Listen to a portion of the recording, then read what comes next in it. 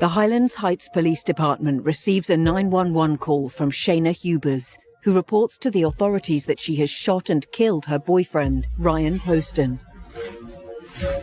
Campbell County 911. Ma'am, I killed my boyfriend in self-defense.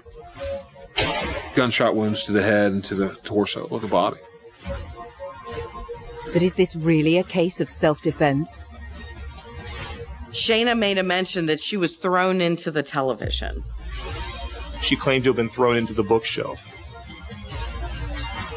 There had been this fight between them, and he was taller than her and bigger than her, and he was throwing her around the apartment.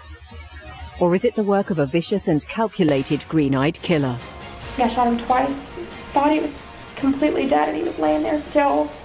It was our job to make sure that for him, justice was served.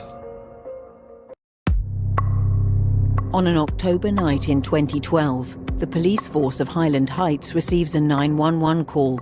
A Kentucky woman, Shayna Hubers, has shot her boyfriend Ryan Poston 6 times and claims that it is in self-defense. Shayna reached out to law enforcement through the 911 call. She claimed that she killed Ryan Poston in self-defense. In fact, those were some of her first words. It was the first sentence that she relayed. She made representations to the 911 dispatcher of this violent struggle, that there had been this fight between them, and he was taller than her and bigger than her, and he was throwing her around the apartment, and she was in this struggle for her life. Campbell County 911. Ma'am, I killed my boyfriend in self-defense. Following Shayna Hubers' 911 call, police dispatchers make their way to Ryan's condo. I responded to the call, and the other officer was working as well. He responded with me, and we got into the building, and then, because it was a secure building, we had a neighbor let us in. I asked the neighbor if there was any shots that they heard or anything like that. Neighbors didn't hear anything, but they were working on their apartment. We get up there, we contact the 911 operator, and we tell the 911 operator to tell the person to come out with their hands up, which was Miss Hubers. The dispatcher's talking to Shayna Hubers the whole time. The dispatcher tells her that, when the officers get there, that she wants her to open the door, tells her to put the gun down, and Shayna did tell the dispatcher where the gun was and walk out the front door with her hands in front of her.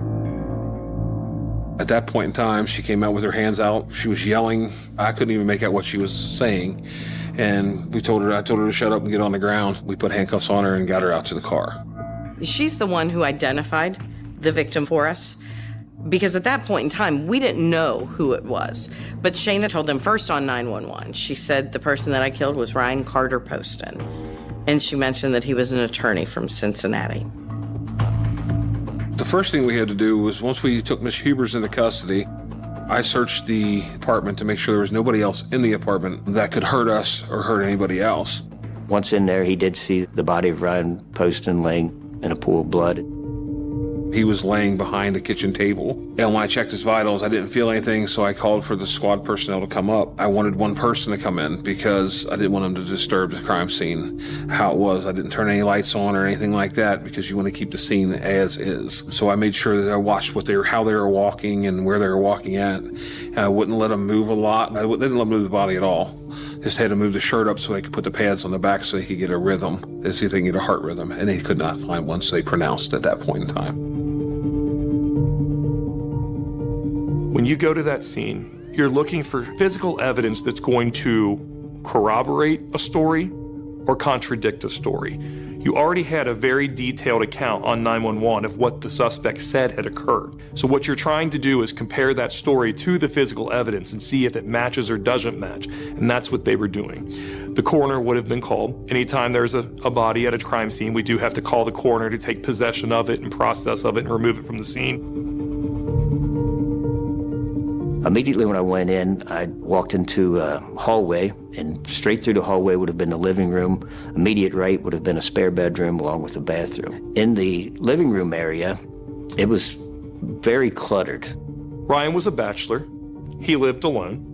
It was messy. It was cluttered, as most single 30-year-old bachelors would be, but it was orderly. Nothing was broken, nothing was out of place, nothing was knocked over.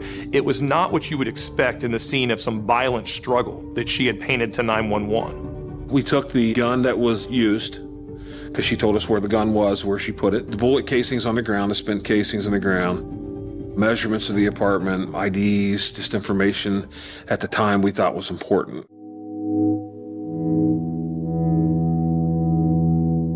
I was actually born in Highland Heights.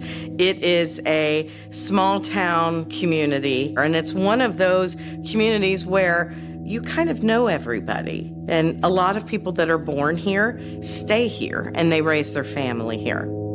It's located in the center of Campbell County, about 7,000 residents, usually a quiet town. It's a nice little community.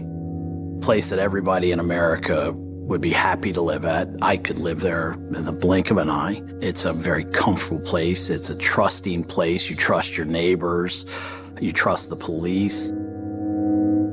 In fact, most people that live here because they feel relatively safe in our community, and we have an amazing police department that ensures their safety. You don't ever hear of corruption, or you don't hear of any of that negative things that you hear in the news a lot. That doesn't exist in Highland Heights. I'd love it if my parents would move there and retire, because I would feel safe knowing they were safe. Criminal defense, that's what I do for a living. And when I think back at the number of cases that I have out of Highland Heights, it's almost non-existent. Other than the one that we're here for, that we're talking about, I can't think of any crime that comes out of Highland Heights. Later that night, after being arrested at the crime scene, Shayna Hubers is brought to the police station for questioning, and her behavior doesn't go unnoticed. Shayna was taken straight from the scene to the Highland Heights Police Department. According to the individual who transported her, a local police officer, she talked the entire way there. Again, we're only talking a couple minutes, it's right down the road, but this girl who was just taken out of this scene talked the entire time. When they arrived, they placed her in the interview room. She wasn't aware that she was being recorded. No one informed her of that. And when they placed her in the room, she was crying. And the moment the door shut and she was alone, she stopped instantly. Began looking at her nails, began checking her clothes, began fidgeting. I'll get you a cigarette too. I'll do it in just a second. You're fine.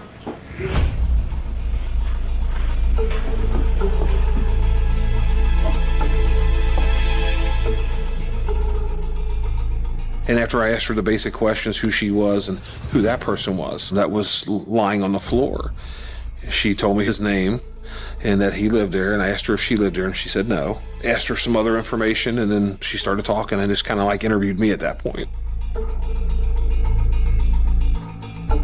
Officers came in and out, and you could see on this video the performance. If someone was in the room, it was theatrics, it was tears, it was blubbering, it was hysteria.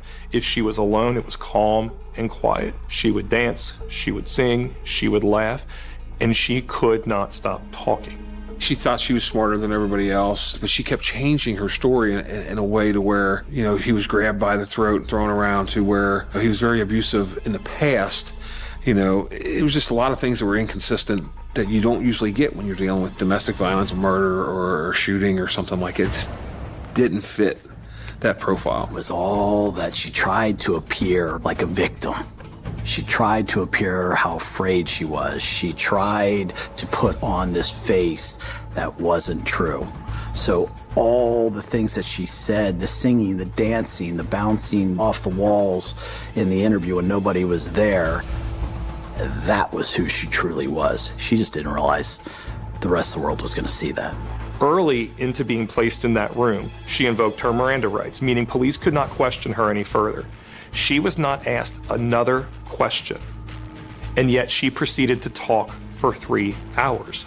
She would ask for someone else. When somebody wasn't responding to her, wasn't engaged with her, she would ask for someone who would. She even asked, "Can I talk to you?" And she proceeded for 3 hours, desperate to tell her story. Can I talk to you? To have somebody to talk to? Did you hear any of the story? As we were listening to her talk, there were moments where we stopped and just had to question whether or not we really heard the words she said. One of the most important was when she said that Ryan was very vain and he would not want to be deformed. And she said, "I shot him right here. I gave him his nose job that he wanted." I shot him right here. I gave him his nose job he wanted. I can remember looking to Chief Birkenhauer and saying, "Did she really just say that?" Shayna made a comment in the interview room that people probably wouldn't want to marry her now, knowing that she'd killed her boyfriend in self-defense. I don't know if anyone will ever want to marry me if they know that I killed a boyfriend in self-defense. That's what her concern was. As Ryan was laying there with the crime scene unit taking pictures of his dead body, she was wondering if anybody else would want to marry her. At some point in time, when the officers left her alone for a short time, she would start singing Amazing Grace. How sweet the sound when I sing. Shayna Hubers was certainly different, depending on who was in the room. When we had a female officer in that room, she talked like they were great friends. Oh, you have very pretty teeth.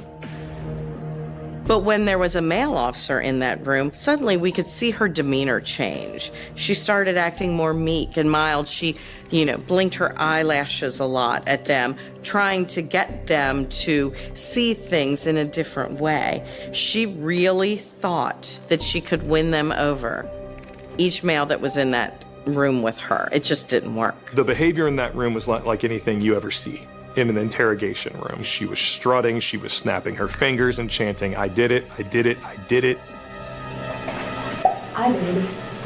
Yes, I did it. I can't believe I did that. She even muttered under her breath at one point when alone in the room, "I'm so good at acting," and laughed.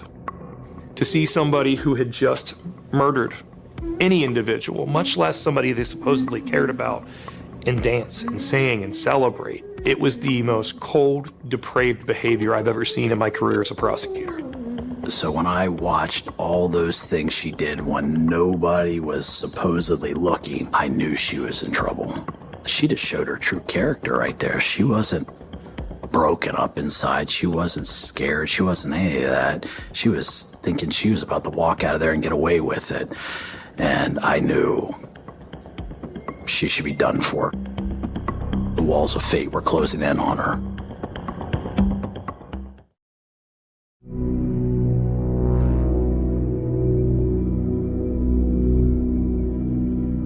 On October 12, 2012, Ryan Poston, an attorney from Kentucky, is shot 6 times in his Highland Heights condominium by his on and off girlfriend Shayna Hubers. It is Hubers who calls 911 to report that she has killed Ryan, but insists that the killing is an act of self-defense. So the following day, with the shooting happening the night of the 12th, the body would have been taken to autopsy. And at the autopsy, the medical examiner's job is from a scientific perspective to explain what happened to this individual. Clearly, we knew this was a case involving gunshots, but the medical examiner's job is to explain to us what those gunshots did to Ryan Poston that ultimately resulted in his death. They'll look at different things. We'll get the clothes from the autopsy from Mr. Poston's body.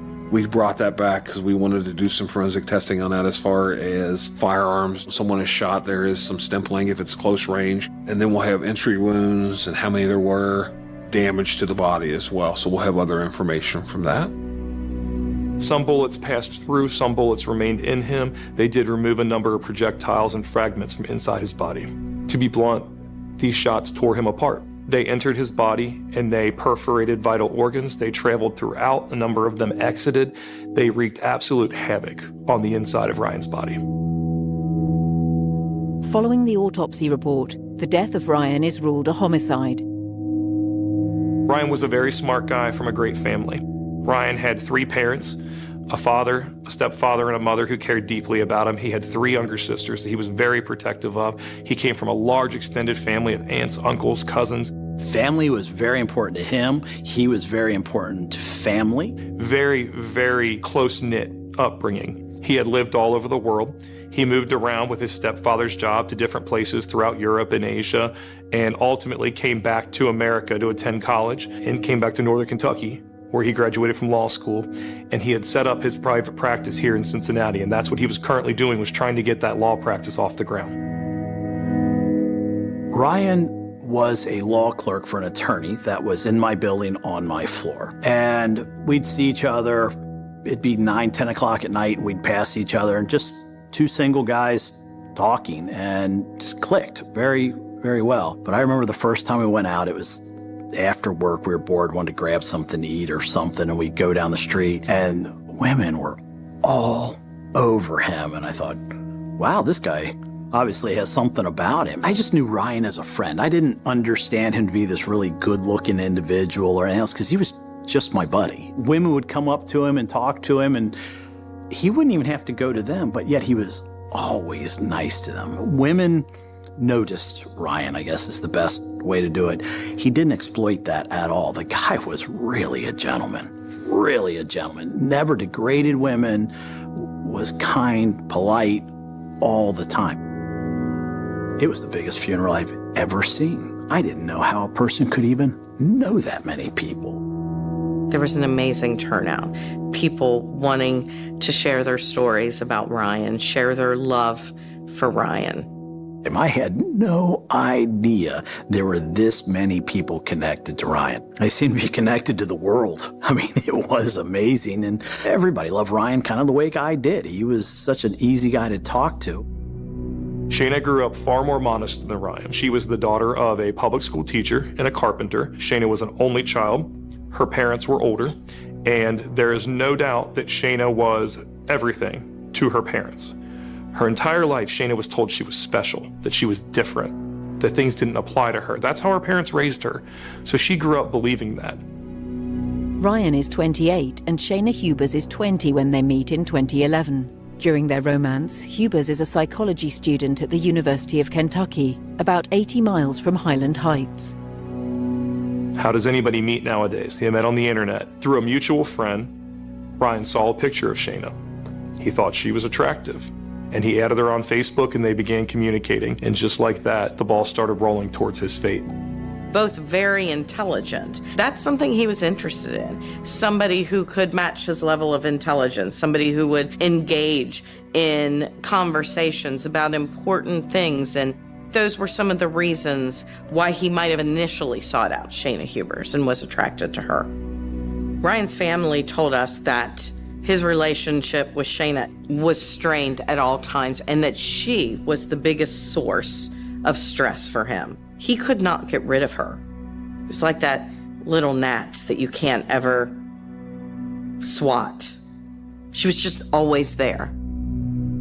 I could tell that, she was a little bit clingy, but what he kept telling me was he would break up with her, but she just wouldn't take no for an answer. And I honestly kind of faulted Ryan at this. What do you mean she doesn't take no? It didn't make any sense to me what he was saying. It's like, tell her you're done, over with, move on. I mean, common sense things at that time. I didn't understand how this was not breaking up.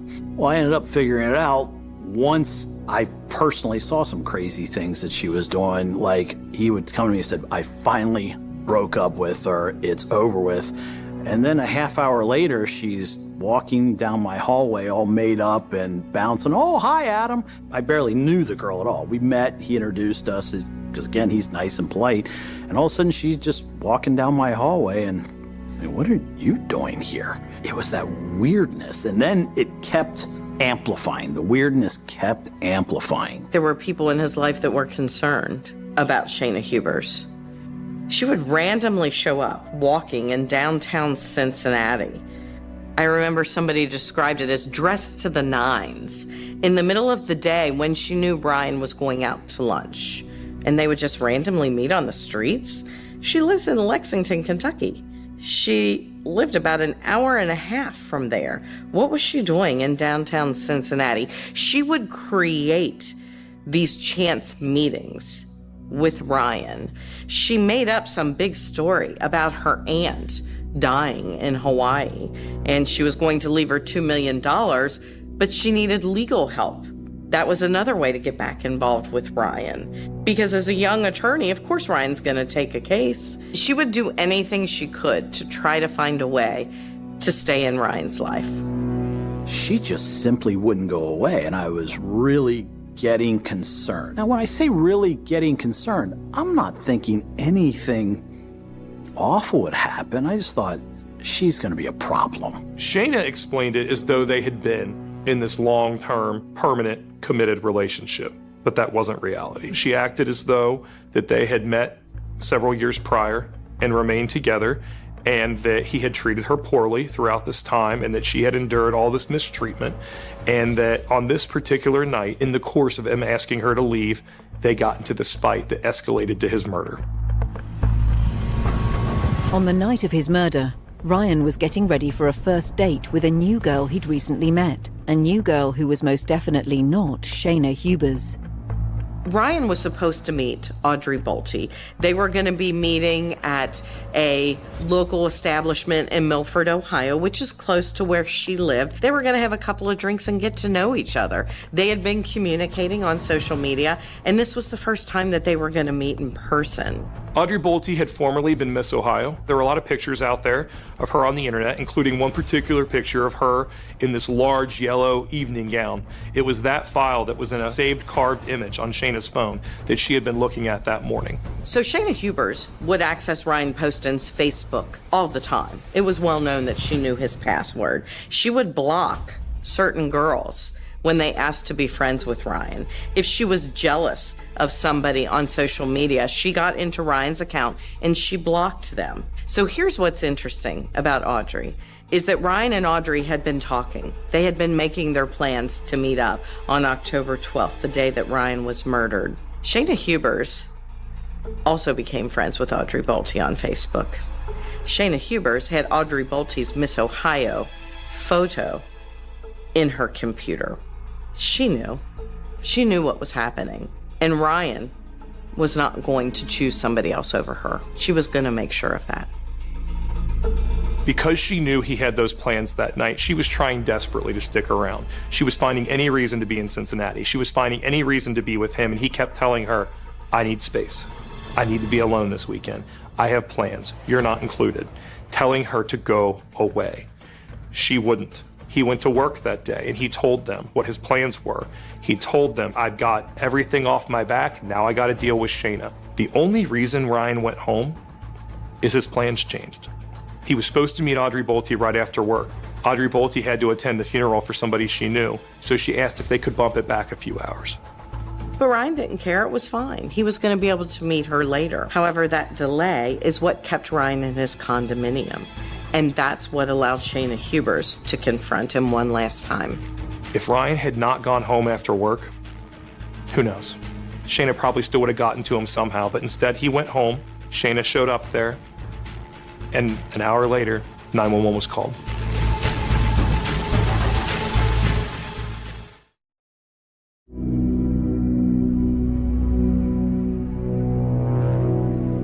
Following Ryan's murder, his on and off girlfriend Shayna Hubers is arrested and brought in for questioning. Despite asking for an attorney, Hubers continues to talk at length about what she has done, claiming she shot and killed Ryan in self-defense. I don't have any serious injuries that I could have had, and I shot him in self-defense. However, as they review the evidence at hand, investigators believe this was a murder fueled by pure envy.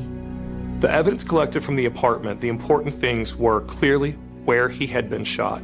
He was seated in a chair at a table. That could be shown from his blood pattern, it could be shown from the position of his body, and it automatically dispelled this violent struggle of him chasing her around the room that she had painted for law enforcement. The shell casings were important. The shell casings, the grouping of them, showed that she had stood there the entire time and traveled around the table to access him better. The shots identified by the crime scene reconstructionists as being the first shots didn't have that stippling and those powder burns, but the subsequent one did, which means she got closer as she was shooting. She wasn't backing away from him, she was getting further on top of him. Those were the really important things to be taken from the scene. Ryan was going out with Audrey Bolte. She was a beautiful girl, and they'd agreed to meet up that night. Shayna knew. There were pictures on her phone of Audrey Bolte. So while Ryan is asleep in bed, in the middle of the night, she, on her phone, is looking at pictures of Audrey Bolte. After the interrogation, Shayna Hubers is put into custody. After being in the police department for a little over 2.5 hours, Sergeant Fornash came in and told her that she was being charged with murder. Shayna was very calm when she went into custody. When she was told she was being charged with murder, her first question was, what degree? There's no degree. It's murder, and then we took her into custody and they transported her down to the jail. We don't have degrees in the state of Kentucky. And that was essentially it. She didn't ask a lot of questions. She didn't show a lot of outrage. She didn't show a lot of emotion. So when she went into custody, it was probably the calmest she had been the entire 3-hour interaction. On January 16, 2013, in the case of Ryan Poston's murder, Shayna Hubers enters a plea of not guilty. The trial begins. So Shayna's trial, her first trial, began in April of 2015, and that would have been the first time that her case was brought before a jury. There was a packed courtroom. Ryan's friends and family were all there, and they're counting on us to bring in a guilty verdict. But more importantly than that, knowing how much Ryan loved the law and he loved the idea of justice, we felt the weight of that. It was our job to get the justice that Ryan loved so much, to make sure that for him, the justice was served. Prosecutors argue that the motive for the murder is that Ryan wanted to permanently end his relationship with Hubers. Defense attorneys continue with their contention that the shooting is an act of self-defense and that Hubers is a victim of domestic abuse. So on the first trial, the argument was that this was self-defense, that Ryan was the one that was attacking Shayna. And again, we go back to our crime scene reconstructionist. There is no physical evidence that shows that Ryan was attacking Shayna. She went forward, not backward. And that is not what someone who defends themselves does. That is what someone who is a predator does. She preyed on Ryan even in his injured state. After the first few shots, she kept going. She watched him as he made noises, and she lifted the gun and fired again. Nothing happened to that girl. There was no violent struggle. There was no being tossed around. There was nothing of the sort. What you had was a man sitting down, telling her it was over, begging her to leave. She was not thrown around that room. There was no evidence of it. And there would have been evidence. Keep in mind, Ryan is a bachelor. This is a bachelor pad. He's certainly not dusting once a week. So if anything would have been disturbed, we would have seen it. Shayna made a mention that she was thrown into the television. But when we showed up at the condominium, the television had not been moved. And we know it because there was so much dust that any bit of movement would have shown in that dust. She also made a mention that Ryan threw her into the bookcase. There were things on that bookcase that any tiny bit of pressure would have knocked over. Ryan had some antique ammunition sitting on its end. They were not pushed down. Ryan had pipes that were his grandfather's that were standing in a stand.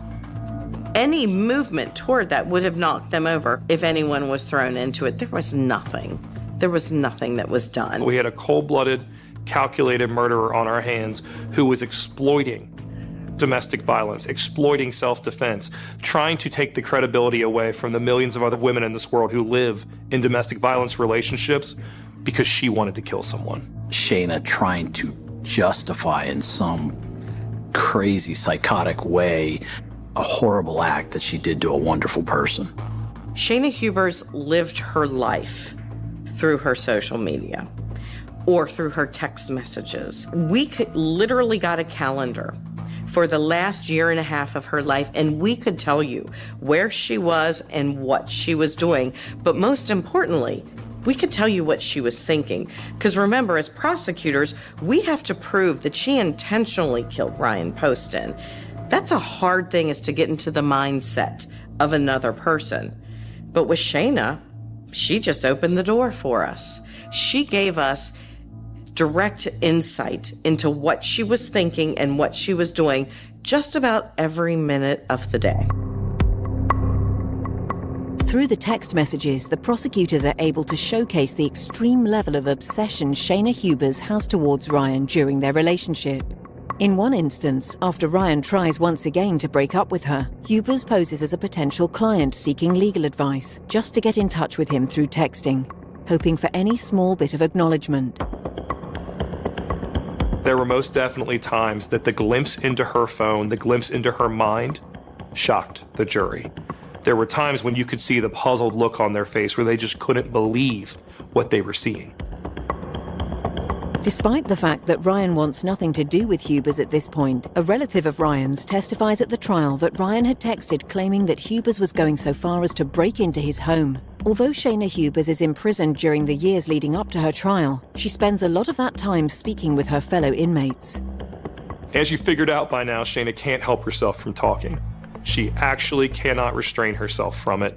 So you can imagine sitting in jail all those days, she had to talk about herself, had to talk about the case, and she talked a lot. She really grew to trust these girls. She told them things about her case, about their relationship, that ultimately became very, very important. She opened up to them about the fact that she was lying, that he didn't abuse her, that he wasn't abusive towards her, that it was her, that she had killed him out of jealousy. She told them that, and they came forward and told us those things. They told us everything that she planned to do at trial. And one of the things that she wanted to do was to plead insanity. But she knew that that wouldn't fly because she's so smart and she has the IQ of Einstein. Again, remember, this is a narcissist we're talking about. Thinks she's smarter than everyone in any room she is in. And she thought that she was smarter than us. She thought she was smarter than the judge, but most importantly, she thought she was smarter than our jury. And that ultimately was her downfall. The first trial was guilty. They sentenced her to 40 years. You know, the 40 years, I wish it would have been more. It was a start for the family to be able to, feel like justice had been served. The presiding judge does not view Shayna Hubers as a victim of domestic violence and even considers a sentence longer than 40 years.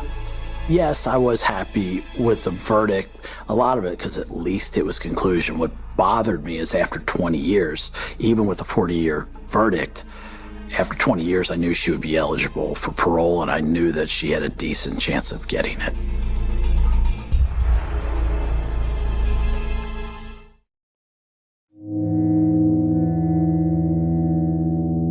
Following the 2012 shooting of Ryan, his on and off girlfriend Shayna Hubers is found guilty of his murder and sentenced to 40 years in prison. She is eligible to apply for parole after 20 years of her sentence. However, a new challenge in this case is about to emerge.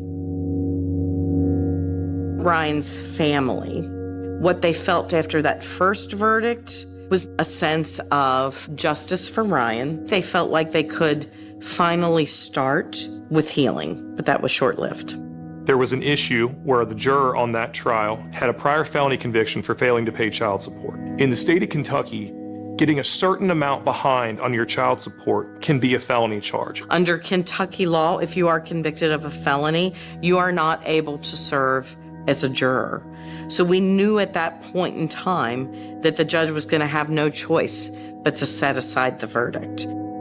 With the 2015 verdict being set aside, Shayna Hubers' guilty verdict is overturned, and in August 2018, she is tried for Ryan's murder for the second time. What we were most afraid of was relaying this information to the family, because we fought so hard for them. We fought hard for Ryan, and we knew we would do it again, but it was just the fact that we had to do it a second time in a very tearful phone call. The hardest call that I've ever had to make. But what I will say about Ryan's family, they immediately said, okay, what do we have to do? First thing they have to contend with is the fact that she could actually walk away from this. And that was horrible in and of itself. Not only not have closure, but then the wound is opened up again, fresh as ever. They were so supportive of us and the job that we had. They were patient when we told them it was going to take a long time. And they never lost faith, knowing that we would do what was right for Ryan. And even this setback that to us felt like it was the worst news we could possibly get, they were just right on board again and said, let's do it again.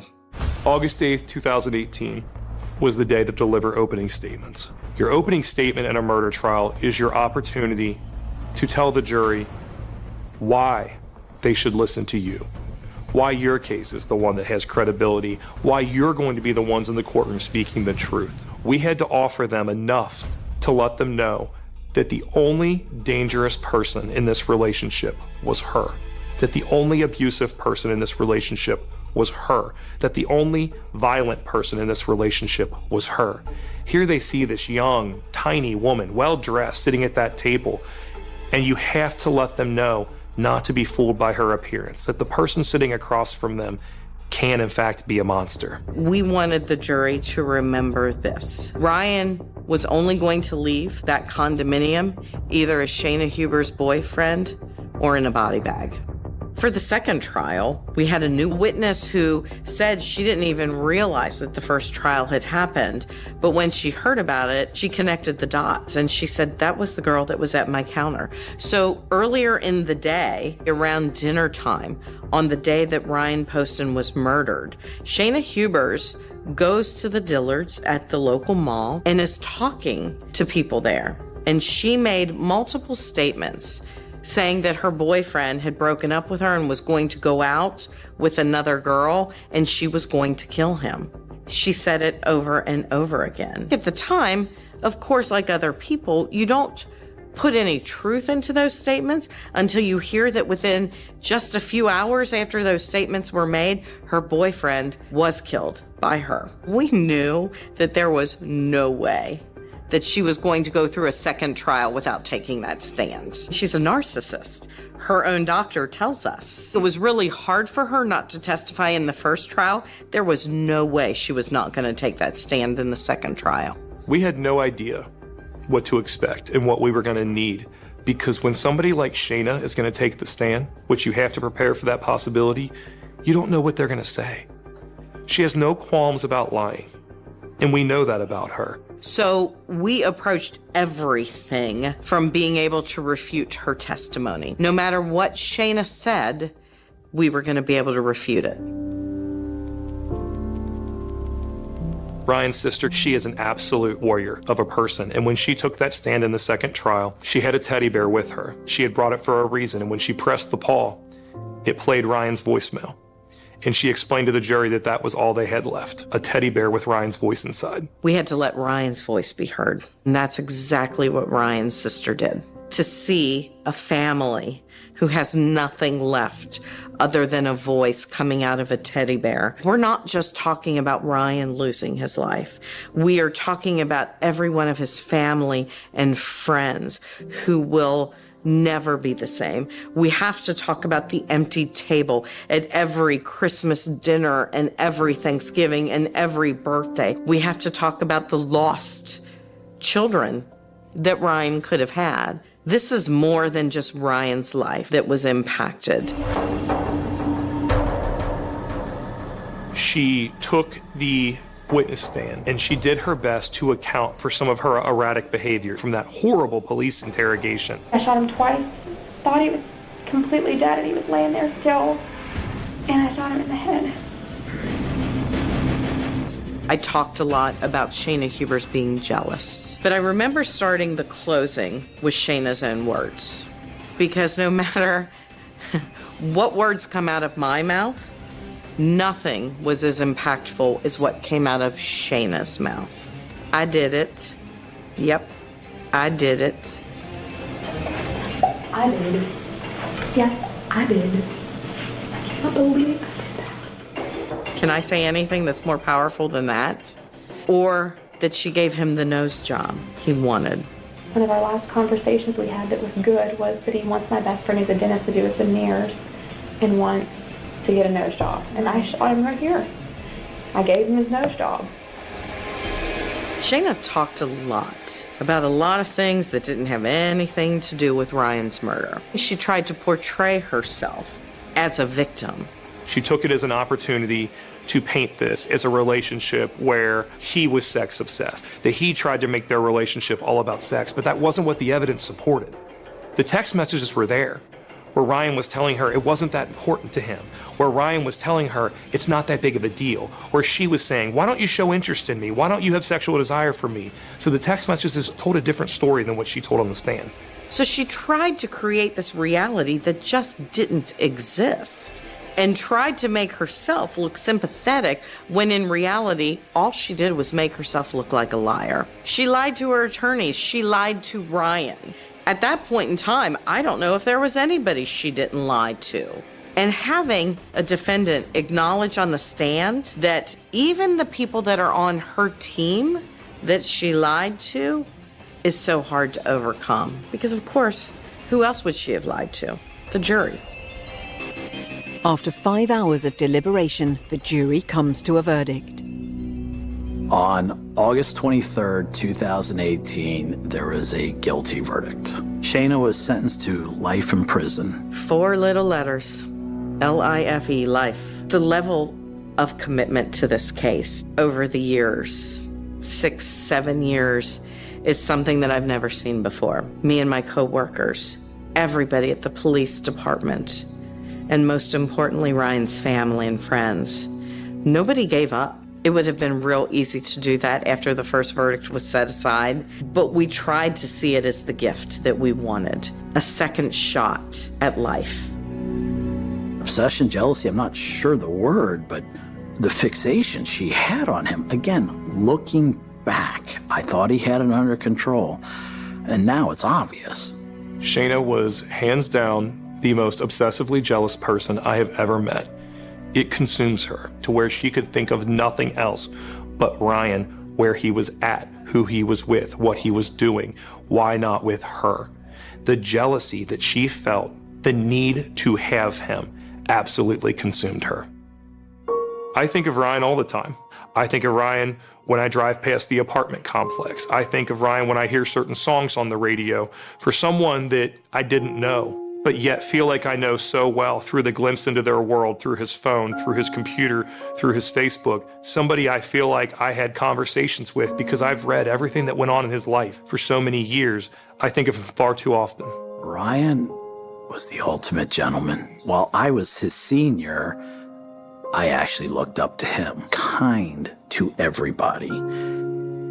He never spoke down to people. He didn't treat people bad. Even when he was treated poorly by somebody, he would take the upper road. I still feel the void. There's never going to be anybody like Ryan.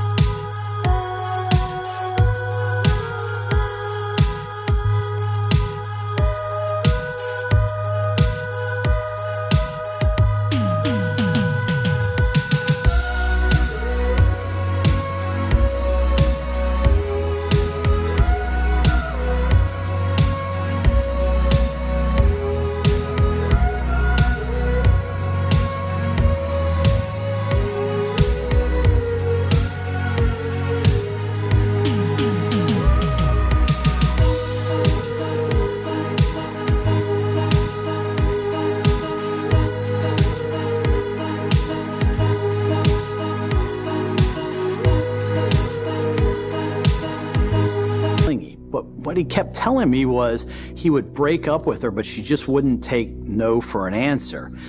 And I honestly kind of faulted Ryan at this. What do you... Right now it's snow melt season. The flower leaves show off their fragrance. But I'm in the sunny season. The land to dry salt grains in my hometown. Footsteps the day he left, saying goodbye to a day of longing. Dewdrops entered my eyes.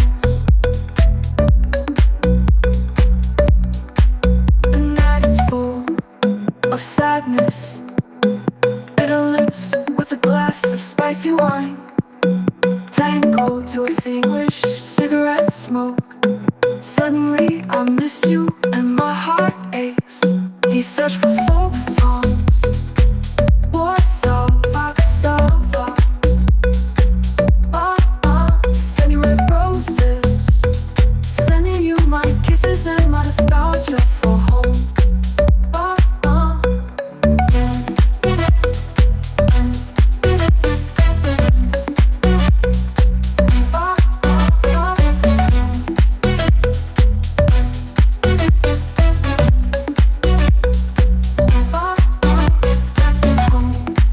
We are in spring, where I started summer, connected together by the mother river, connected together under the same moon. Do anything she could to try to find a way to stay in Ryan's life. She just simply wouldn't go away, and I was really getting concerned. Now, when I say really getting concerned, I'm not thinking anything awful would happen. I just thought, she's going to be a problem. Shayna explained it as though they had been in this long-term, permanent, committed relationship, but that wasn't reality. She acted as though that they had met several years prior and remained together, and that he had treated her poorly throughout this time, and that she had endured all this mistreatment, and that on this particular night, in the course of him asking her to leave, they got into this fight that escalated to his murder. On the night of his murder, Ryan was getting ready for a first date with a new girl he'd recently met. A new girl who was most definitely not Shayna Hubers. Ryan was supposed to meet Audrey Bolte. They were going to be meeting at a local establishment in Milford, Ohio, which is close to where she lived. They were going to have a couple of drinks and get to know each other. They had been communicating on social media, and this was the first time that they were going to meet in person. Audrey Bolte had formerly been Miss Ohio. There were a lot of pictures out there of her on the internet, including one particular picture of her in this large yellow evening gown. It was that file that was in a saved carved image on Shayna's phone that she had been looking at that morning. So Shayna Hubers would access Ryan Poston's Facebook all the time. It was well known that she knew his password. She would block certain girls when they asked to be friends with Ryan. If she was jealous of somebody on social media, she got into Ryan's account and she blocked them. So here's what's interesting about Audrey, is that Ryan and Audrey had been talking. They had been making their plans to meet up on October 12th, the day that Ryan was murdered. Shayna Hubers also became friends with Audrey Bolte on Facebook. Shayna Hubers had Audrey Bolte's Miss Ohio photo in her computer. She knew what was happening. And Ryan was not going to choose somebody else over her. She was going to make sure of that. Because she knew he had those plans that night, she was trying desperately to stick around. She was finding any reason to be in Cincinnati. She was finding any reason to be with him, and he kept telling her, I need space. I need to be alone this weekend. I have plans. You're not included. Telling her to go away. She wouldn't. He went to work that day, and he told them what his plans were. He told them, I've got everything off my back, now I got to deal with Shayna. The only reason Ryan went home is his plans changed. He was supposed to meet Audrey Bolte right after work. Audrey Bolte had to attend the funeral for somebody she knew, so she asked if they could bump it back a few hours. But Ryan didn't care. It was fine. He was going to be able to meet her later. However, that delay is what kept Ryan in his condominium. And that's what allowed Shayna Hubers to confront him one last time. If Ryan had not gone home after work, who knows? Shayna probably still would have gotten to him somehow, but instead he went home, Shayna showed up there, and an hour later, 911 was called.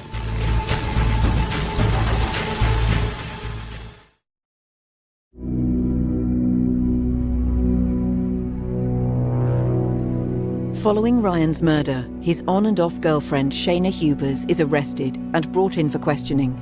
Despite asking for an attorney, Hubers continues to talk at length about what she has done, claiming she shot and killed Ryan in self-defense. I don't have any serious injuries that I could have had, and I shot him in self-defense. However, as they review the evidence at hand, investigators believe this was a murder fueled by pure envy.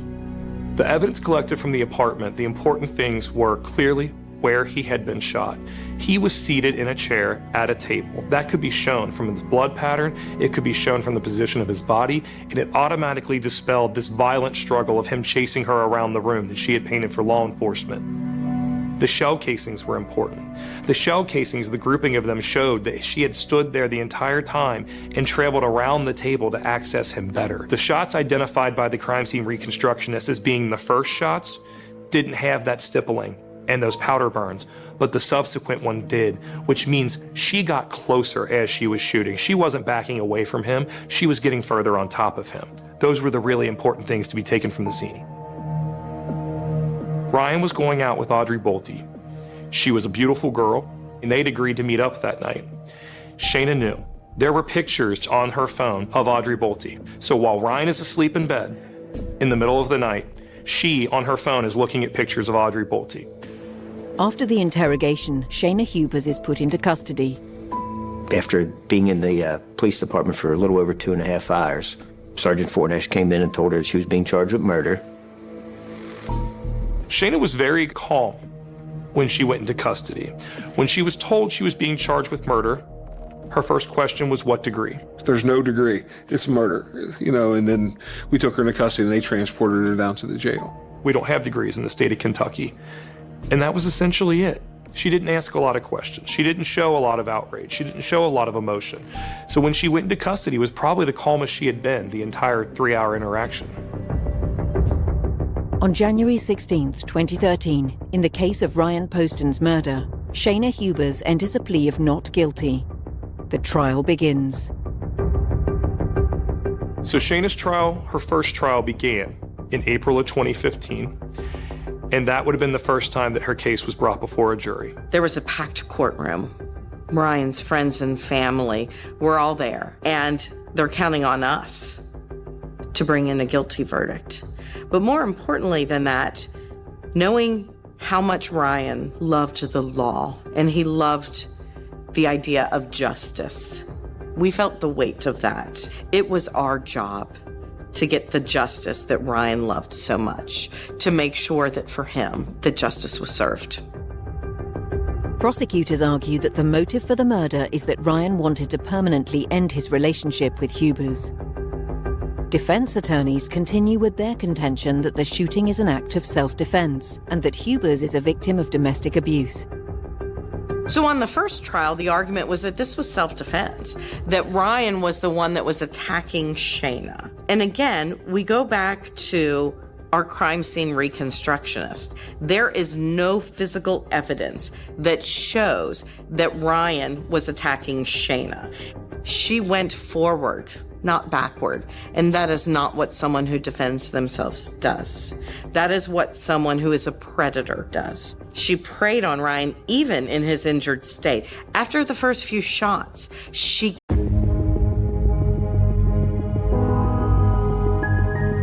Alan Morgan found his wife's body in the back storeroom of their shop when he and their 2 children returned from the cinema on Thursday night. This is the position that she was left in. Yeah, I mean, it's horrific, isn't it? Carol's life was taken away from her at the age of 36. She deserves for the police to find who killed her.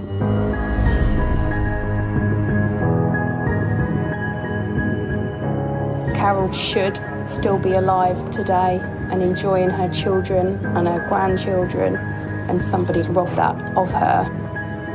In over 40 years of investigative work, nobody had been charged with Carol's murder.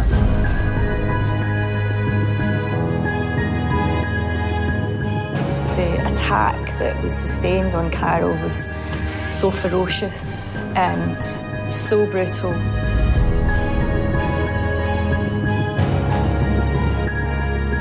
We're investigating the murder that happened at the shop back in 1981.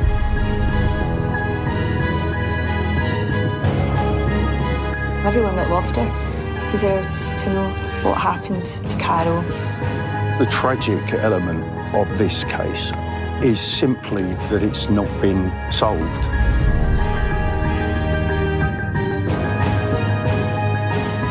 My case, if we ever get it there, is going to be circumstantial. Yeah, it is. So, that's my overview. It's a bloody tough case. This is one last attempt to try and get justice for Carol.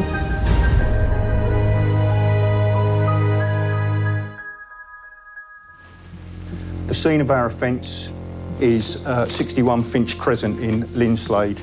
Carol was alone in the store at the time of the attack as her husband Alan and her 2 children, Dean and Jane, were out at the cinema. So in 1981, the original SIO focused very much on a burglary or a robbery that had gone wrong. A man was seen about 500 yards from the shop in a motor car. He was seen to be clutching to his chest 2 plastic bags. It would appear at this stage that the bags contained the stolen money and the cigarettes from the shop. That weapon that was used must have been a really sharp-bladed article to have caused such brutal injuries.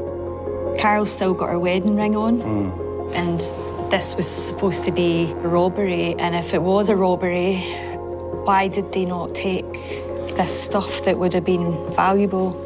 Despite having an alibi checked and accepted by the police, Mr. Morgan can't convince some of his neighbours that he's innocent. What are they saying about you, To be offhand that I killed my wife. And as the police know themselves, and you yourselves know, well, I was in Luton, taking the kids to the pictures. Alan's alibi has been checked. His alibi is concrete. I have to accept that that's where he was. Our motive is essentially the classic love story.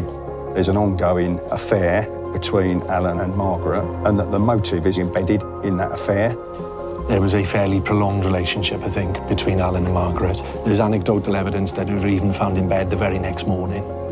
So this is Alan and Margaret after the murder. Then moved up north, and then they've gone on to get married.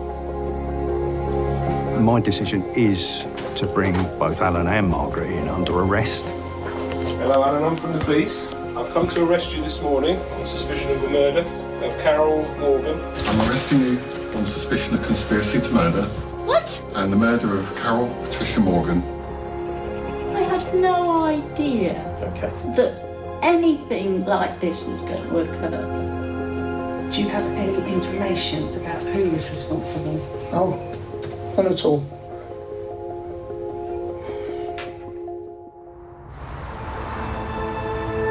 Police are appealing for anyone with information, no matter how small, to get in touch and speak to the dedicated incident room.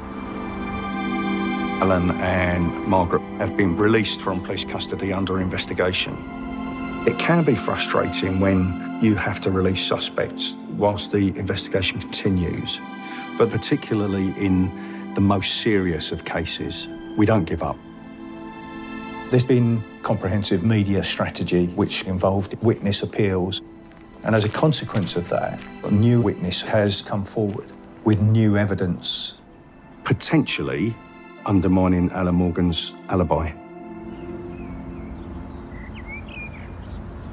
We're scheduled for a 2-hour briefing today because there is lots and lots to go through. I'm going to hand over to Lindsay if you want to take us through all of the significant developments since we last met, please. In terms of witnesses, we had a guy call into the incident room a couple of weeks ago, Michael Merrin, who lived in Leighton Buzzard at the time of the murder.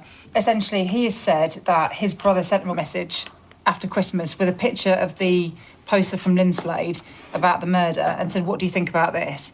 He's had a think about it and has made contact with us. And I've spoken to him, and he is saying that he was a regular at the shop. He knew Alan and Carol to talk to. He spoke to Alan on a regular basis about football and cars. He knew Alan's car by sight, and he knew Alan well enough to obviously have conversations regularly. On the evening of the 13th of August 1981, took the turn around the roundabout towards Leighton Buzzard, and I see Alan Morgan on the other side of the road. 1, 2, 3 seconds, and he drove past in that direction, heading towards Finch Crescent. And I obviously carried on home. A couple of days later, when the local paper came out, it stated that she died on the Thursday evening and that the police weren't interested in Alan Morgan because he was at the cinema. And I turned to my mum and I said, well, that can't be right. I saw him on Thursday evening when we were driving back from the railway station at around 6:45. And my mum said to me, well, do you think you should go and tell the police that? And I said, I don't know. What do you think? And she said, well, if you're sure that you saw him. I said, Mum, I definitely saw him. So I made arrangements to go to Leighton Buzzard Police Station, and I told them what I'd seen, and they said, thank you very much for coming in, but at this moment in time, we've ruled Mr. Morgan out of our inquiry because he was at the cinema in Luton at that point in time. And that was, for me, the end of it. I know what my 18-year-old self saw, and I 100% am convinced, have always been convinced, that what I saw that night was Alan Morgan in his car. Clearly, what we need to investigate and explore is whether we can prove or corroborate that information, because if Alan has come back to Linslade, then clearly that presents him the opportunity to murder Carol.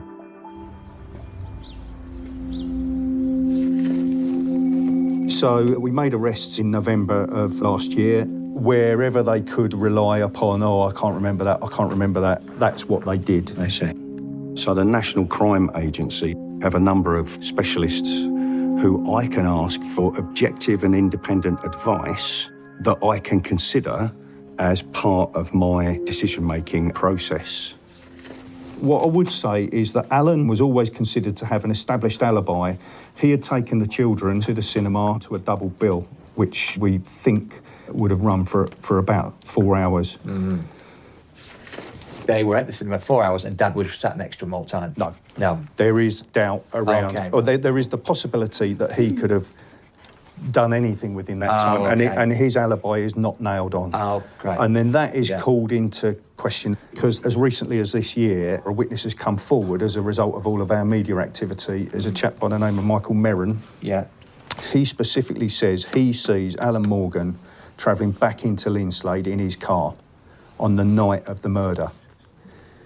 Now, I've got the team searching the 7,000 documents that we've got, but we just can't find any reference to Merrin or anything that Merrin may have provided to the original investigation team.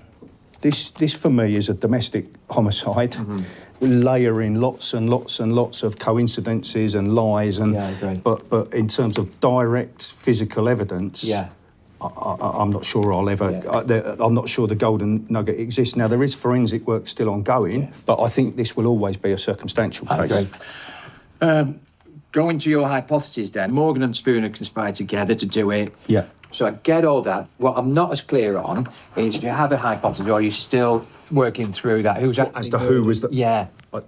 I haven't. Okay. I can't sit here. To this day, I'm not sure. I think either of them could have done. Yeah. I think they could have paid someone to do it. I really don't know. My case, if we ever get it there, it is going to be circumstantial. Yeah, it is. So, it's a bloody tough case, isn't it? Let's be honest on where it is. I concur with what your hypotheses are. The issue for me is how we get there, of course. And that's always the challenge, isn't it, you know? I am Sian Saunders, Senior Crown Prosecutor in the Complex Casework Unit of the Crown Prosecution Service. My job is to decide whether or not there's a realistic prospect of conviction in a case and whether it's in the public interest to prosecute that case. This is an incredibly interesting case, but it's also going to be a very, very difficult case because witnesses may be dead and witnesses may not remember. So we are relying on an investigation that happened over 40 years ago. So it's going to be a very difficult case to prosecute.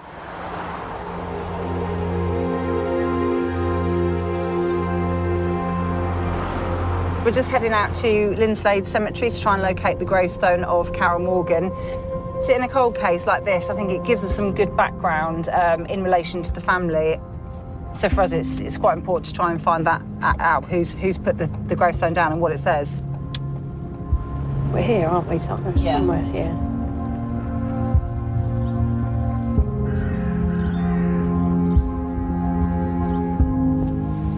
No idea where this is going to be. I'm assuming we're looking for something a lot older. Yeah, some of these look new and cared for. This one? The open book. Here we go. cherished memories of our beloved daughter Carol, forever in our thoughts. And then the other side of the book is blank. Is blank. No mention of her being a mum or a wife. Or a surname. No. It's awful. Poor Carol. I think the fact that Morgan isn't on there suggests that maybe the parents wanted to disassociate her from the name, from him. I mean, could it suggest that they didn't have a very good relationship with him, or that they thought that he was involved in some way in her death? Auntie Carol was someone who was a quiet, relaxed person, but bubbly. She was friendly. She always smiling. I just remember her always smiling. I remember a time when we didn't see Auntie Carol. This was after she married Alan Morgan. It was a couple of years after they married. They moved away to Leighton Buzzard, and we never heard from them again. We lost contact with them, and I think a lot of that was to do with the fact that he was so manipulative. I felt that he's had something to do with it. When I was younger, he just was a person that I didn't know him much, but whenever I saw him, he wasn't a person that was very friendly. He was nothing like Carol. She was open and kind, and he wasn't.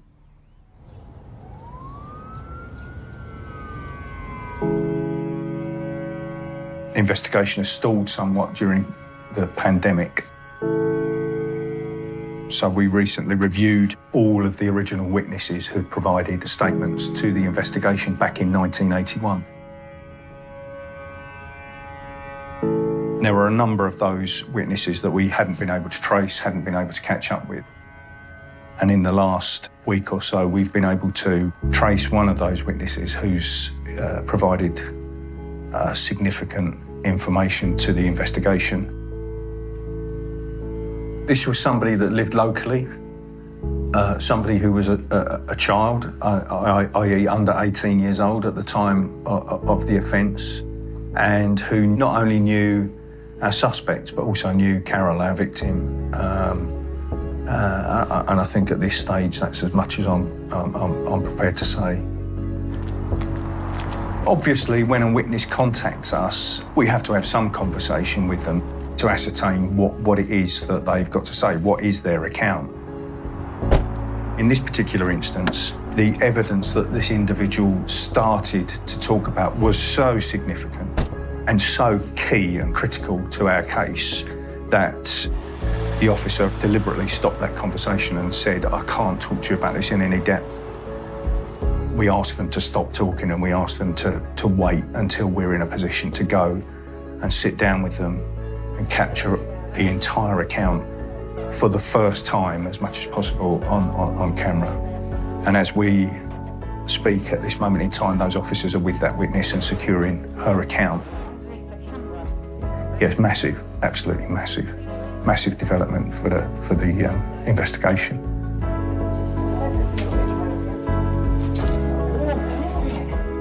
We are very much, as a team, of the opinion that this is the piece of evidence that we have been looking for. This is the direct evidence that has evaded us so far. Right then, and we're all good to go.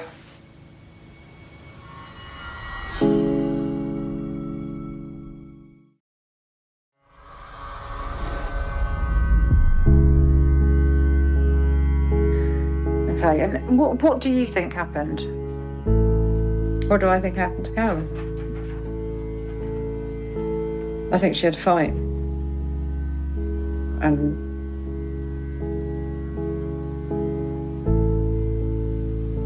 lost the fight. Who would have wanted to fight her? Whoever it was really angry at her, hated her. And what makes you say that? Because of the way she was killed. It's a pretty savage way, isn't it? And do you know anyone that might have wanted her dead? Yeah. Who? Her husband. And I suppose Margaret.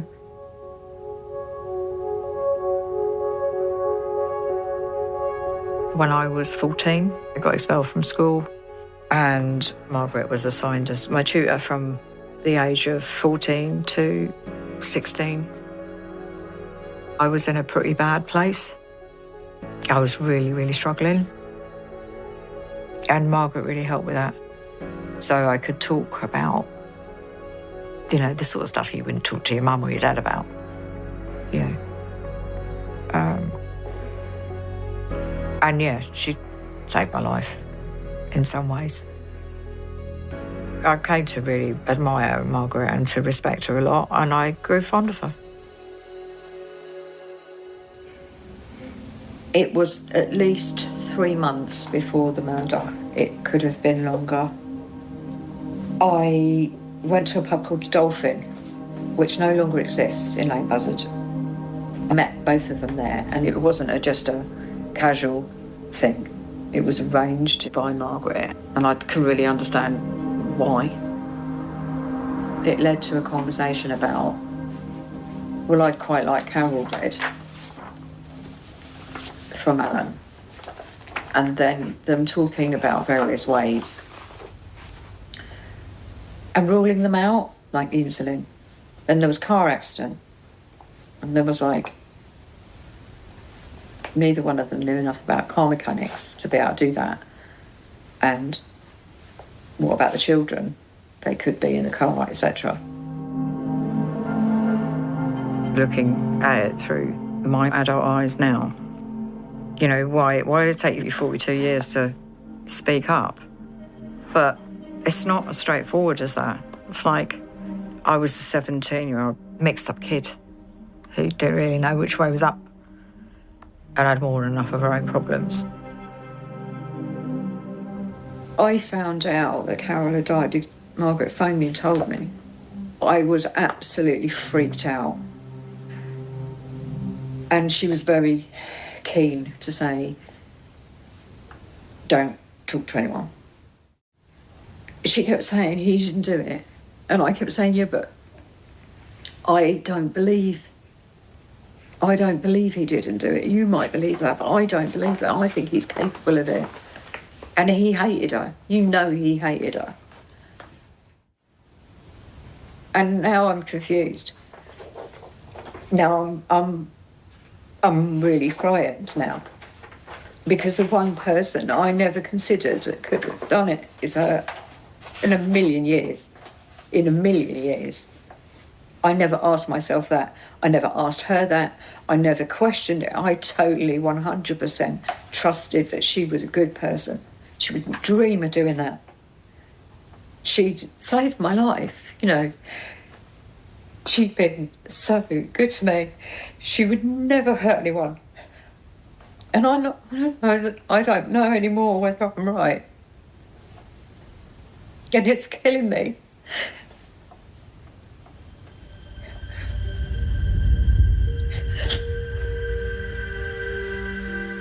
I always hoped that I would have a chance, you know, that somebody would ask me, that the police would come to me. And I was pleased and relieved when my mum said, the police were here, came to see me and they want to speak to you. And I was like, hallelujah. Hallelujah. To cut a really long story short, essentially she went to the Dolphin pub. She was driven there by Margaret and Alan was already there. They discussed that he hated Carol, he didn't want her in his life, and how could they get rid of her? There was a discussion around, if we did get rid of her, maybe we could do it with insulin. Then they discussed, well, maybe we could set up a car crash. And then they sort of said, well, actually, maybe we could get someone else to help. looking back now as an adult, she now thinks they were trying to involve her in a conspiracy, and she was so frightened that she left the pub. Margaret then came after her and said, "Oh, what are you worried about? It's only a joke. It's only a joke. He's not going to do anything." And Jane categorically says that she believes that Alan would be capable of doing that, and she did think it would happen.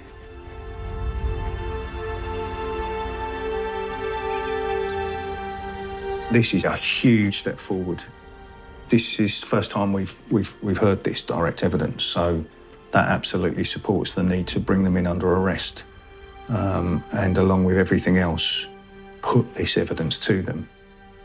There's confirmation of a conspiracy, and there's direct evidence of overhearing that conspiracy being discussed. Still a long way to go, still a lot of work to do, but a kind of work to be done with a renewed vigour and with some more optimism now around what that might result in. Yeah, it's good. It's good development.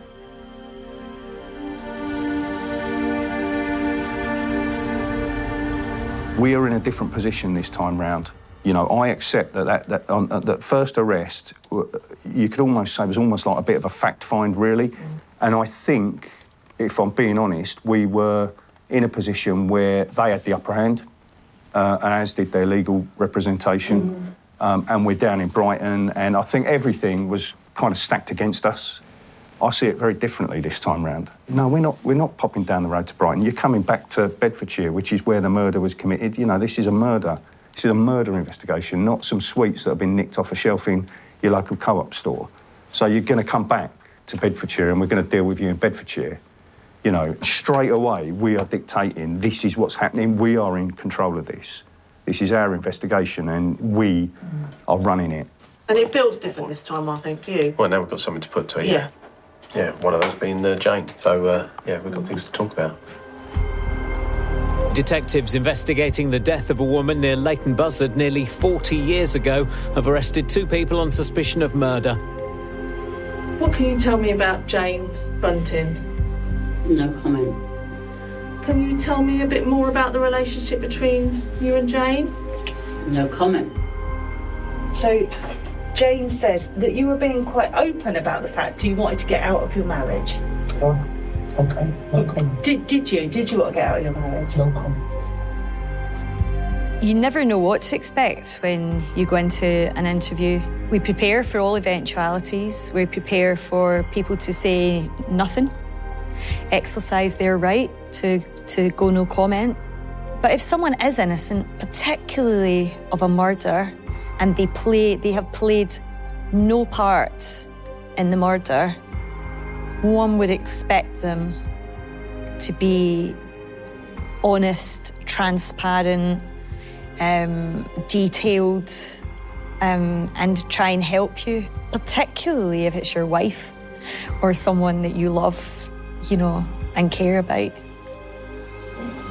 So she said some of the suggestions that you'd come out with were that you could use your insulin to kill her. Have you ever thought about doing that? No. That you could stage a car accident. Have you ever thought about doing that? No.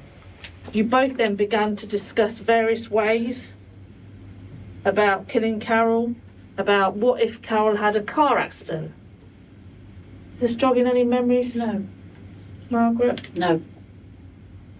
One of the things that you said is, I'd quite I'm like... alleged to have said, not said. Well, this is what I'm trying to get to the bottom of. Yeah, but you're Did you saying say I said it. Okay.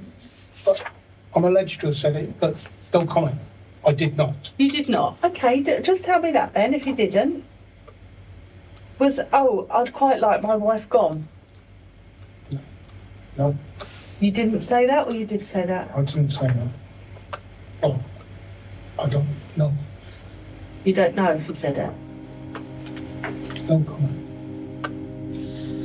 Do you remember that you asked Jane not to talk to the police about this conversation in the pub? No. Did you ask her not to No. mention to the police? I don't recall the conversation at all.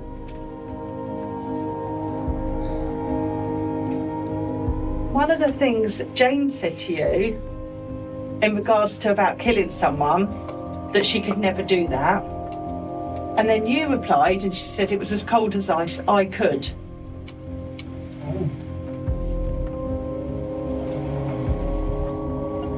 Now, I'm sure now you can see, Margaret, why you're in custody today, because Absolutely, of what, Yeah, what she's saying. I do not recall any of those conversations, and I have said that all the way along. Yeah.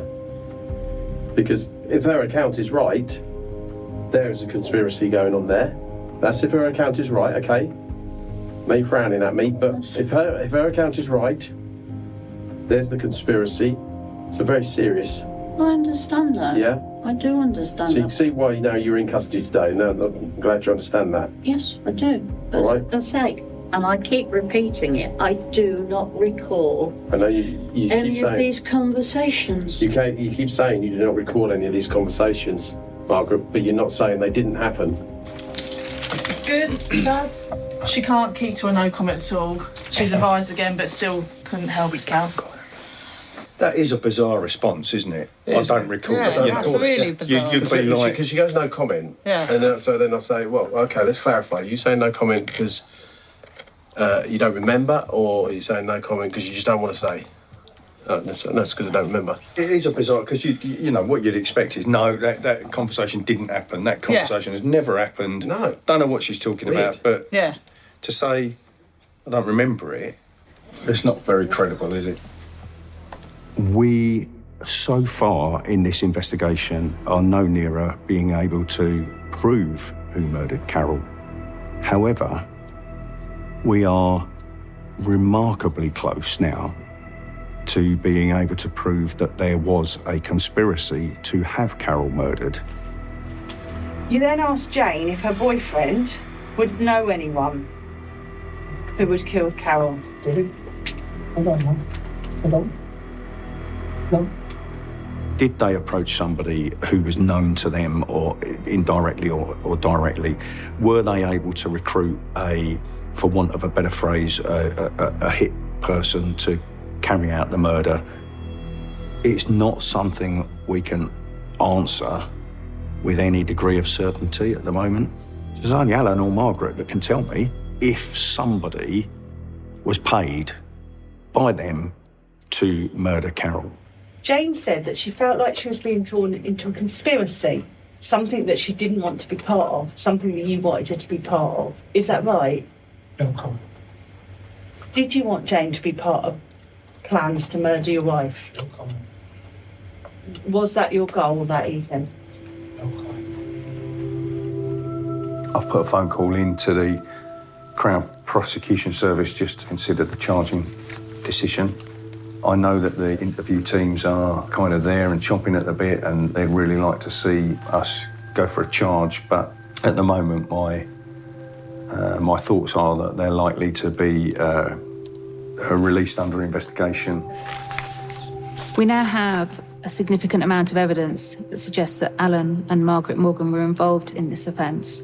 But I can't charge the case until I'm absolutely sure that there's nothing in the material from the 1981 case that might undermine our case against Alan and Margaret.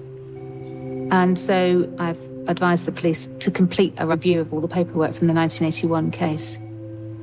The decision to charge has to be right, and it has to be right first time in a case like this.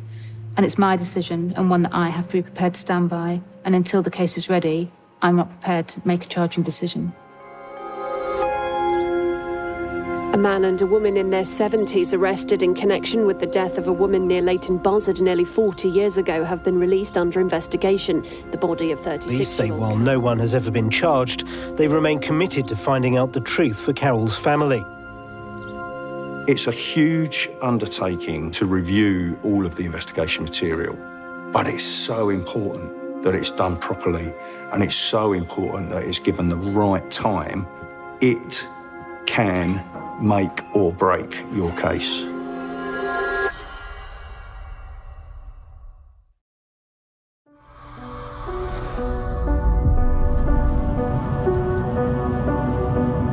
Today's effectively D-Day, if you like. Today is the day where I find out whether 4.5 years of investigative work is going to result in a prosecution So this is us having a conference with CPS and council now that they're in receipt of our full evidential case and asking, OK, are we going to prosecute this? Are you going to give me a charging decision?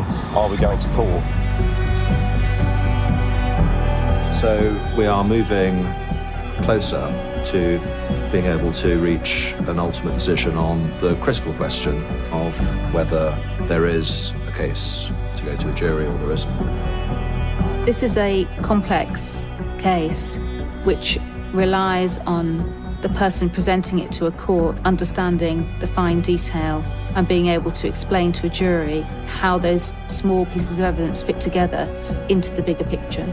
Whilst the decision as to whether or not to prosecute is always going to be one for me, it's incredibly helpful to have an opinion from Pavlos because he is known to have worked on large and complex cases in the past. Okay, so this has been the most thorough re-examination of this case. And if there's a case, there'll be a case of conspiracy to murder against Alan Morgan, Margaret Morgan. And if there's a case to charge against them both, I think everyone will agree that there is more evidence in relation to Alan than there is in relation to Margaret, albeit that she's inextricably linked given her close relationship with Alan Morgan. So the case that I've advised in favour of charging, which the Crown Prosecution Service will review, is that Alan Morgan and Margaret Morgan conspired together and with the person who killed Carol Morgan to murder her, and that was done by offering payment, which was made to somebody who then committed murder. Of course I want to catch the person that murdered Carol. Of course we do.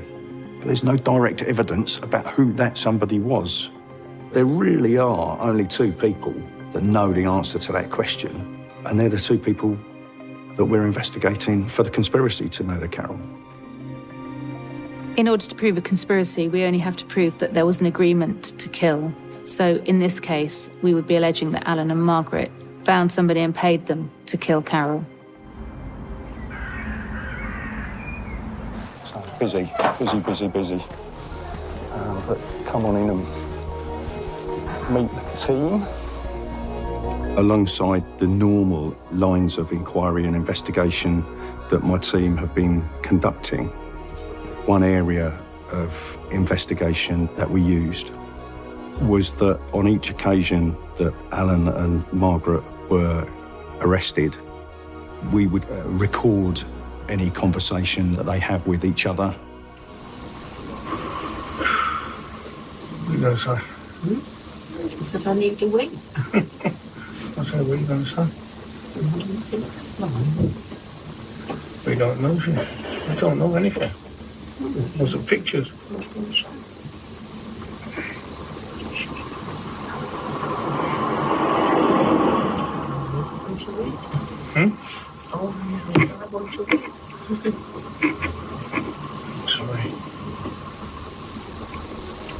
So the evidence contained no admissions of guilt, no conversation that lends itself to what actually happened on the night or who was actually responsible, but their behaviour, their comments to each other, the general demeanour and discussion they have is absolutely of assistance to our case.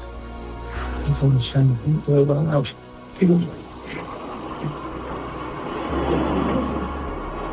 Alan says to Margaret, I don't want to say anything because they might have.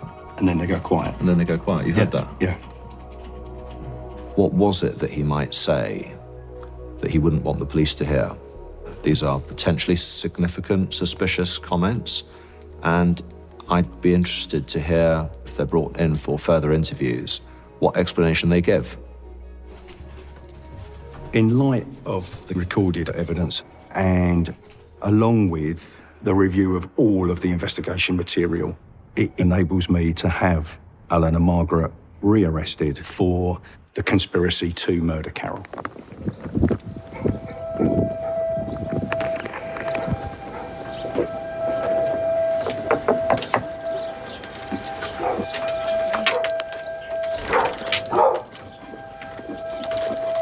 Morning. Margaret. Yep. Oh, Winnie, wait. Is Alan here as well? Oh, yeah. Hello. Can we come in, please? Yep. Thank you. Is he up? No. Oh, okay. Winnie, come get. Just going to come up. It's the police. Alan? Right, I need you to listen to me, okay? Following your previous arrests and release, okay, a number of inquiries have been conducted over a period of time. As a result of those inquiries, I'm now arresting you on suspicion of conspiracy to murder Carol Patricia Morgan on or before the Thursday, the 13th of August, 1981. So I'm arresting you on suspicion of conspiracy to murder. Okay. And that is the murder of Carol Patricia Morgan on or before the Thursday, the 13th of August, 1981. Right. Okay. So the plan today is that yourself and your wife are going to come with us. We're going to go to Bedfordshire Police Headquarters, where you're going to be interviewed throughout the day. Okay? And then decisions will be made thereafter.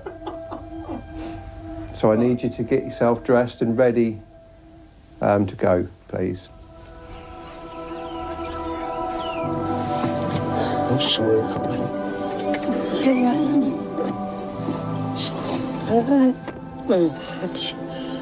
sorry. All right. That's everything. Do it, was Just don't tell me. To be honest, love, I don't know what they've done. You must have seen it.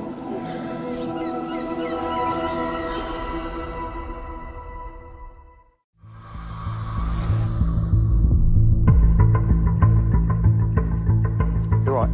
Yeah. Our suspects were arrested this morning. They've been transported back up to Bedfordshire. So we're awaiting their arrival. I just need to check in with the team and see what's happened, what I need to be aware of, and make sure that everything's running as it should be. This will be the final stage of our investigation. And the fact that our lawyer, Charles Saunders, from the Crown Prosecution Service, is present here with us is very encouraging. On the basis of the material I have already and the review of all the material that's been undertaken, I'm almost in a position where I can make a charging decision. The police have now gathered this evidence from the recordings, and it's really important that I understand Alan and Margaret's view and explanation of that recording before I make a charging decision. So this is a conversation between you and Alan on the 27th of November, so when you were first arrested. So it's difficult to hear, but you shush there and you whisper something outside as well. To Winnie, probably. That sounded like. From the point of view it looks from me, this looks very suspicious. Is there anything, you'd laugh about it, but... I know I'm laughing is about there, is it, there but anything... no comment. Well, tell me why I'm getting that wrong. No comment. You lower your voice for that part when you're shushing him, and you whisper something to him deliberately so we can't hear, and then you raise your voice back up again, either side saying, I need a wee. Don't know. So we can't hear what you're saying. As I have said before, on every occasion, I am absolutely nothing to do with it. So why would an innocent person do that? Why would you shush someone that's trying to get their story straight for the police? Why not protest your innocence? She started with I need a wee, and then finished with I'm going to say I need a wee. No comment. To cover the shushing and then whispering in the middle. No comment. Why is it you find this funny, Alan? I'm going to say something now. No, you don't have to. I am. Have you ever been in this situation that I'm in now? Thankfully not. Right. I'm not sure I'd laugh. No, if you wouldn't like it. Right. It doesn't matter what I say. We agree on that. All right? Yeah. Whatever I say... Yeah. Or whatever you say The problem is you're not saying anything, Alan. No. I'm trying. Well, you just go no comment. No, shit. I know I'm not saying no comment because I'm frightened of what you're going to do even if... What we're doing is trying to get your... No, you're not. You're trying to incriminate me in doing whatever. How? I don't know. Nor do we, because we're not trying to... Can we just have a break? Okay. The only people that have benefited from Carol's death are you and Alan, Margaret. Nobody else. How many times do I have to keep saying it? I have had nothing to do with this. The only person that can benefit from this is you and Margaret, and which is exactly what happened. She moved in a short while later. You played happy families and moved away a couple of months later. The shop was sold up and bought and paid for, and then you went on to buy another shop, and everything was fine after that. Is there anything you want to tell us? No comment.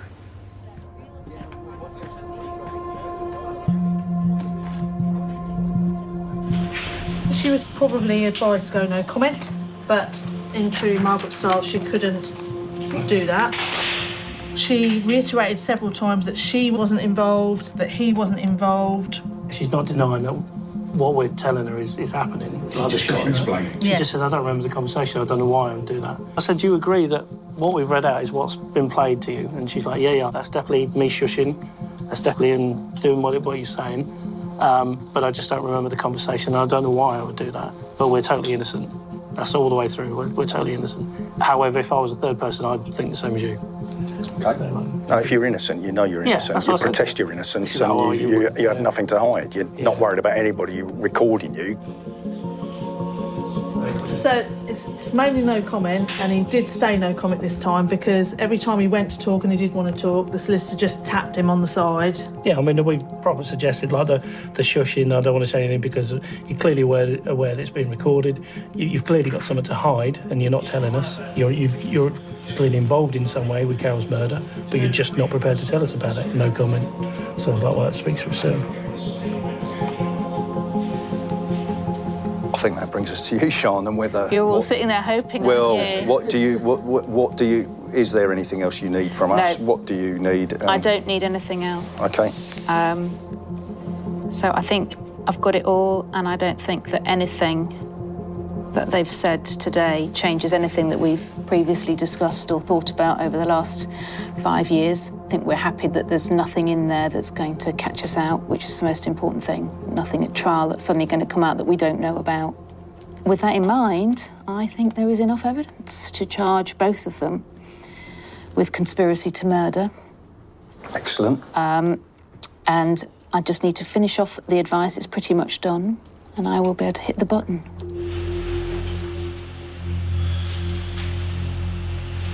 To finally get to that point where an independent decision maker is saying, yeah, we're going to charge, the evidence is sufficient to charge, it's a huge, huge relief, but it's also a great deal of satisfaction. Hello again. Okay, so CPS have come back with a charging decision to charge you with one offence. This officer here is going to read out the charge. On the 13th of August 1981 at Leighton Buzzard in the county of Bedfordshire, you conspired together with Margaret Morgan to murder Carol Morgan. So, in relation to that charge, Alan, do you want to make a reply? Not guilty. Okay.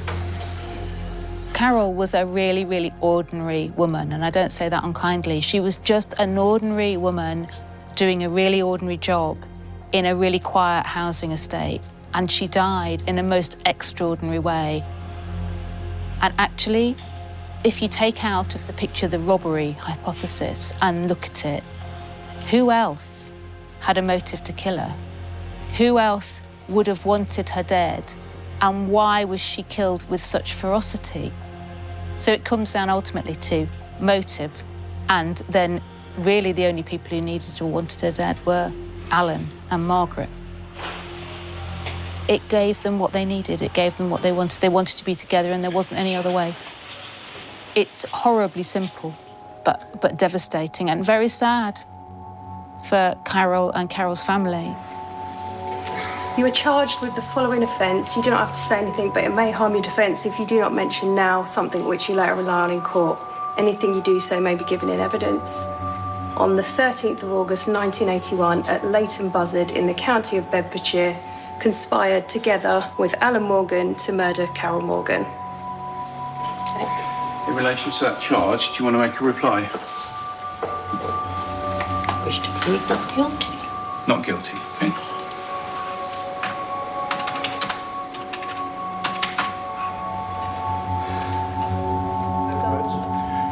I did Alan and then she did, Kelly did Margaret.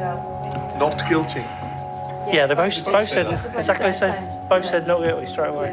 Yeah. Just because we've charged them, they ain't going to suddenly roll over and say, oh, yeah, all right, you're right, are they? So that's done. Good.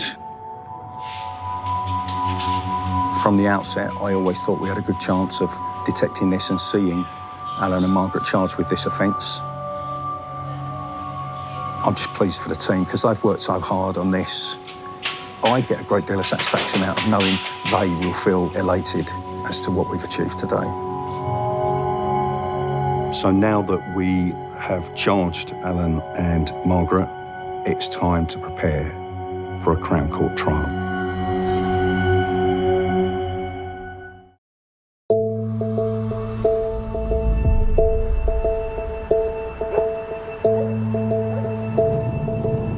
So today is our first day of the trial at Luton Crown Court. Do I believe that Alan and Margaret are involved in Carol's murder? Absolutely. Absolutely, 100%. I think they're involved, have orchestrated it. But it doesn't matter what I think, does it? It's the jury that determine that. A trial many feared would never see the light of day finally got underway, almost 43 years after Carol Morgan was hacked to death and found on a shop floor in the town of Linslade. 42 years after his second wife, Carol, was found repeatedly struck with an axe or a machete, Alan Morgan and Margaret Morgan, who was his lover at the time and is now his third wife, arrived at Luton Crown Court to face charges of conspiracy to murder, charges they both deny. Telling a story through the structure of a trial is always hard, but here we've got decades that have passed. And so what I really want the jury to be able to understand is the nature of that illicit affair that Alan and Margaret were having with each other, and also understanding the evidence that either or both of them conspired with another killer to commit the murder of Carol Morgan.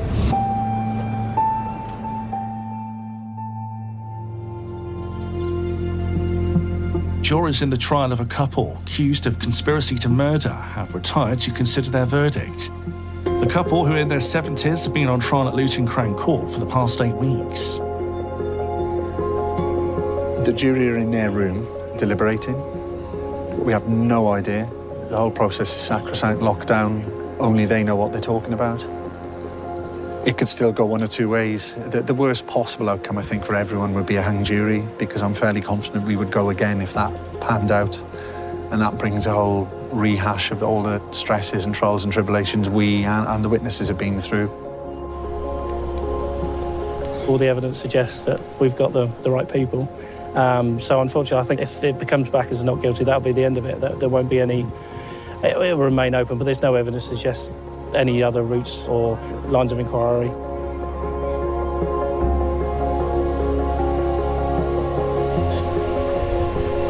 It's a nerve-wracking time for everyone involved, but obviously this is the summation of years of work for us.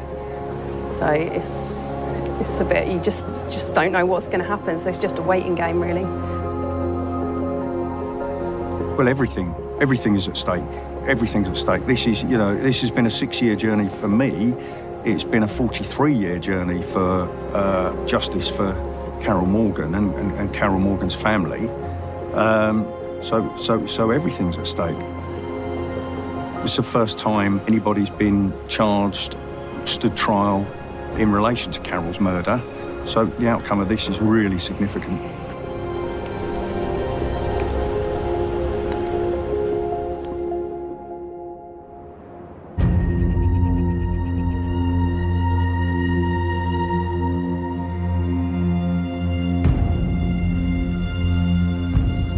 After a 6-year investigation and a 43-year journey for justice for Carol Morgan, we finally got our verdict. Alan Morgan has been convicted unanimously of conspiracy to murder Carol Morgan.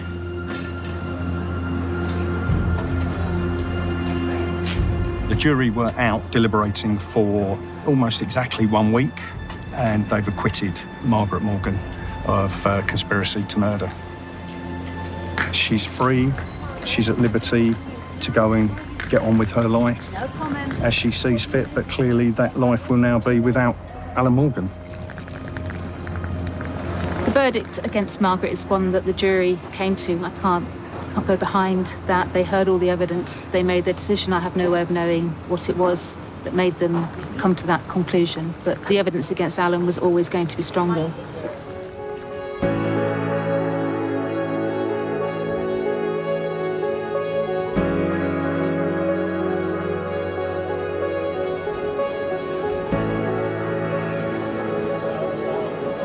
Alan Morgan, you fall to be sentenced for conspiracy to murder your wife, Carol Morgan, who was savagely killed on the 13th of August 1981. Only one person knows the identity of the murderer, and that is you, Mr. Morgan. That is the secret which you have harboured for the last 40 years.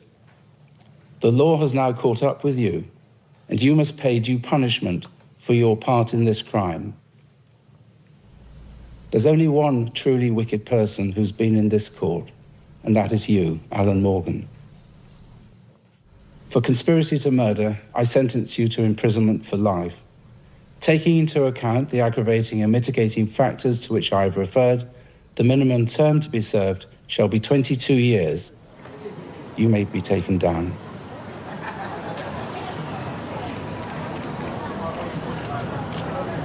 Margaret, is there anything you'd like to say?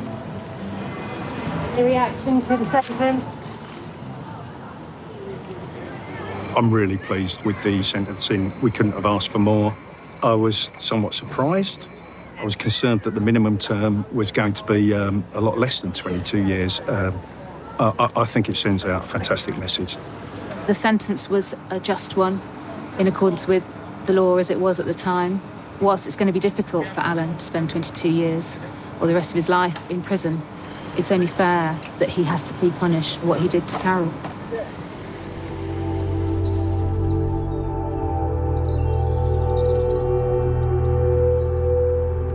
And Carol's life was taken away so suddenly, so shockingly. She didn't deserve any of this, and she should be living her life to the full. Carol has missed out on seeing her children grow into adulthood, seeing them have successful lives, seeing them become parents and becoming a grandparent. She has been robbed of all of that. I'm obviously pleased with the conviction of Alan. However, our efforts to bring anybody else who has played a part in this conspiracy to justice will continue, because I think we owe Carol that.